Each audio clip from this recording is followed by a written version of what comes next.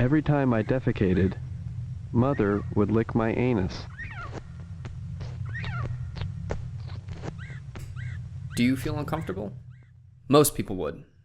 This is not a sentence you're probably used to hearing. At least I'd hope not. And that's kind of the point. Avant-garde is the term you're looking for here. Avant-garde describes art in any form that is created through or by unorthodox means with respect to culture. And today, I wanted to talk to you about animation and avant-garde.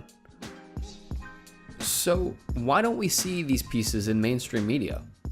Well, it's because they're not necessarily palatable. What Jim Trainer, the animator of the short film The Bats, is doing in this film is bringing human qualities to an animated bat that has an oddly candid tone.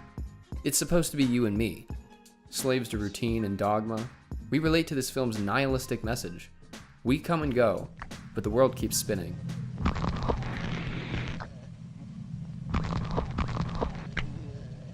In this way, avant-garde artists began making use of animation to challenge societal boundaries, accepted visual tastes, and narrative practices while always being informed by the world around them.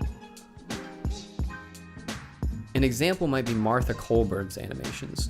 She's an animator inspired and informed by the anti-art movement of the Dadaist tradition. As you can see, she explores themes of war and humanity in her chaotic scenes that depict her displeasure with the status quo and the state of the world at large.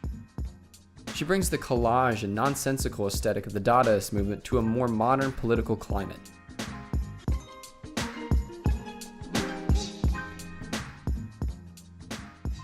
So, what becomes of these works? Well, the fate of the avant-garde movement is one of three things. It either fades into obscurity, is co-opted by the culture it opposes, or is watered down to appease a larger audience. The first is rather obvious. The reason we don't hear names like Hans Richter outside of the world of art history is because of its outright refusal to stand in conformity with the standard conventions of acceptable film. Ghost Before Breakfast, the film you're viewing now, was directed and animated by Richter and deals heavily with revolt, interweaving innocent imagery with the stark contrast of guns and bullseyes. This film, again, comes in the wake of the Dadaist movement and stands alongside many films on the cusp of obscurity.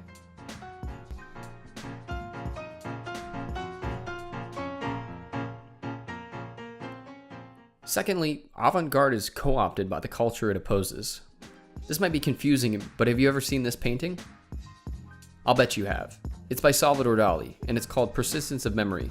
And you can't go into a college dorm room without seeing one of these hanging on the walls. This is what co-opting looks like. In animation, this might not be as prevalent given the amount of effort it takes for a work of animation to get produced and screened.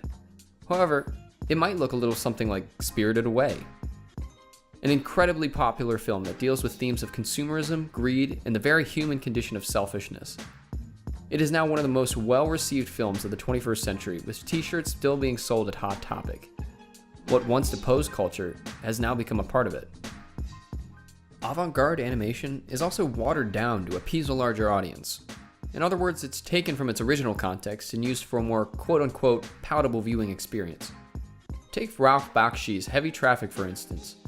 Its use of live action and animation delves into a more realistic depiction of the harsher side of city living that wasn't prevalent in mainstream media in 1973. However, I would wager that most people wouldn't want to watch this raw portrayal of crime and depravity. And that's why we have films like Who Framed Roger Rabbit? Oh my God, it's dead! That's right, my dear! Enough to And maybe even Space Jam. Look who's finally ready to play.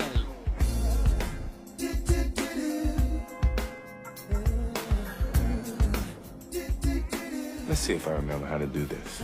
It's a much tamer version of what Bakshi set out to do. The Hollywood Reporter called Heavy Traffic shocking, outrageous, offensive, sometimes incoherent, occasionally unintelligent. However, it's also an authentic work of movie art, and Bakshi is certainly the most creative American animator since Disney.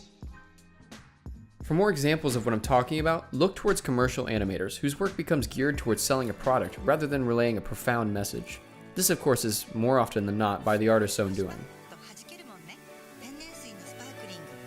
And this is the fate of avant-garde. It either disappears, is appropriated, or becomes less of what it once was. Seems like kind of a bummer. However, should this stop artists from creating? Not at all. Avant-garde animation inspires an audience, in many ways shapes culture.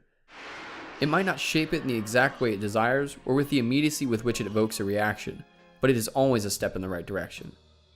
People will always grow tired of the mainstream, and when they do, they will inevitably turn to the obscure and the odd for the next move. All those worms made me thirsty. I echoed a dull void that was water. I curled my lips into a cup. I thought I would burst with happiness.